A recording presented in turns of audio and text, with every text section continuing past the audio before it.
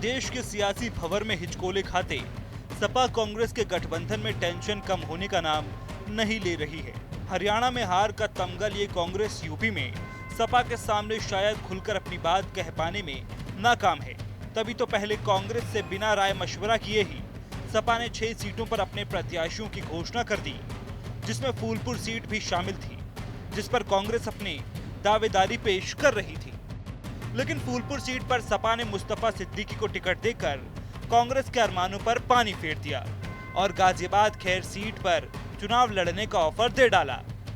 मगर सियासी खींचतान के बीच खबर आई कि कांग्रेस इन दोनों ही सीटों पर, या फिर ये कह लीजिए कि यूपी में उपचुनाव लड़ने से पैर वापस खींचने लगी। हालांकि नामांकन की प्रक्रिया शुरू भी हो चुकी है और सपा ने कुंदर की सीट पर भी किसी के नाम का ऐलान नहीं किया है।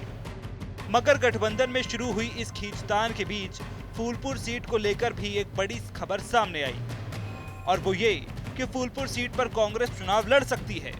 सपा के इस तीसरे सीट के ऑफर के बाद कांग्रेस इस मसले पर मंथन करती रह गई और सपा के मुस्तफा सिद्दीकी ने अपना नामांकन भी दाखिल कर दिया। बता दें कि इससे पहले सपा की ओर से कांग्रेस को 2 सीटों का ऑफर दिया गया था, जिसमें गाजियाबाद और खैर शामिल थी, जबकि कांग्रेस लगातार 5 सीटों की मांग करती आ रही है। समाजवादी पार्टी भी कह चुकी है कि कांग्रेस के साथ उसका समझौता आखिरी होगा।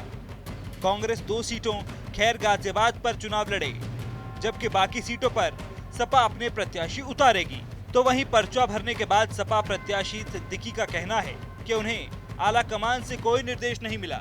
उन्हें ऐसे किसी निर्णय के बारे में जानकारी नहीं है कि फूलपुर सीट कांग्रेस को दी जा सकती है। हालांकि अब समाजवादी पार्टी का मन बदला और उसने कांग्रेस को एक और सीट का ऑफर दिया और अपना प्रत्याशी वापस लिया, तो सपा इस कांग्रेस का फायदा महाराष्ट्र में उठाना चाहेगी। वो इंडिया गठबंधन के तहत महाराष्ट्र विधानसभा चुनाव में 12 सीटों पर चुनाव लड़ना चाहती है।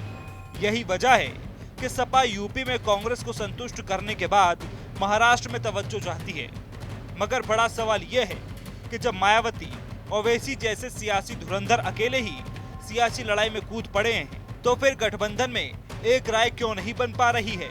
साथ ही अगर सपा कांग्रेस में नहीं थमी टेंशन, तो रहेगा या टूटेगा गठबंधन।